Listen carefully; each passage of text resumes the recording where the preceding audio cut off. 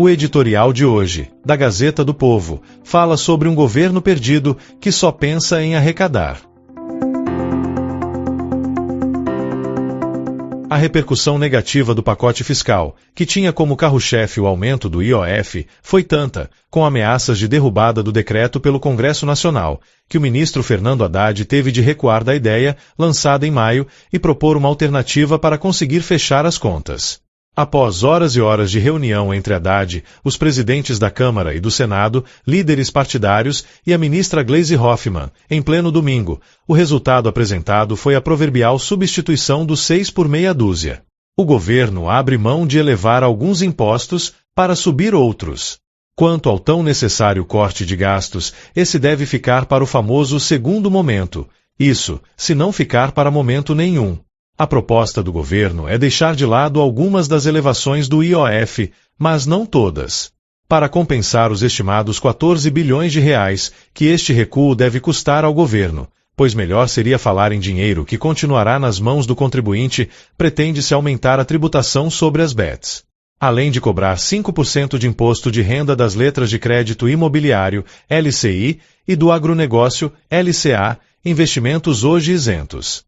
Também unificar a alíquota de IR sobre aplicações financeiras em 17,5%, acabando com o escalonamento de acordo com o tempo em que o dinheiro fica investido, subir para 20% IR sobre juros sobre capital próprio, JCP, e aumentar a contribuição social sobre o lucro líquido, CSLL, das fintechs.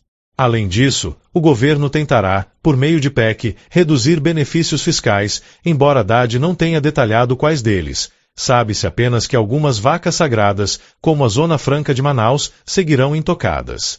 Por fim, possíveis reduções em gastos ainda terão de ser discutidas com líderes e suas bancadas.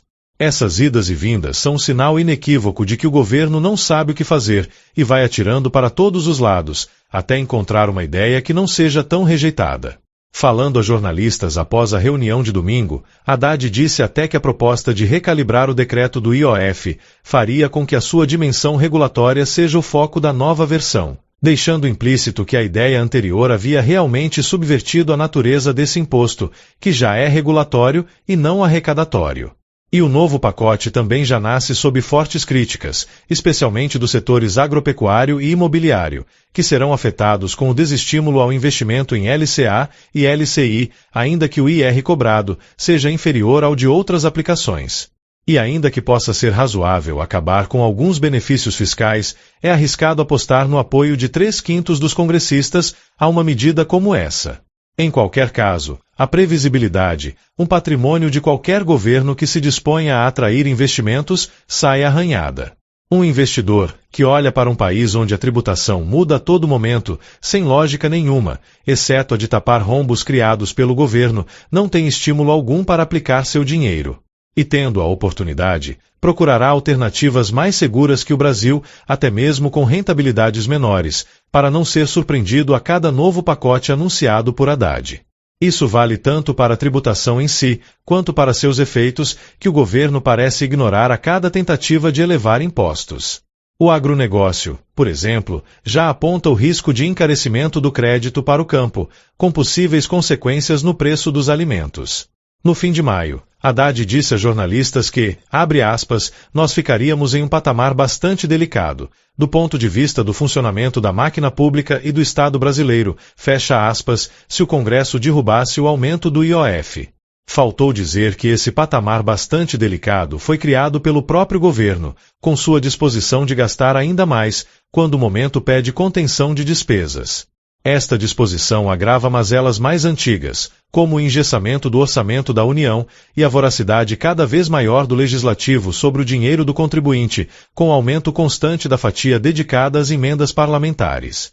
Quando, em vez de atacar esses problemas estruturais, o governo de ocasião os agrava, com sua irresponsabilidade, este é o resultado: contas em frangalhos, queda da nota brasileira e desestímulo ao investimento. Essa é a opinião da Gazeta do Povo.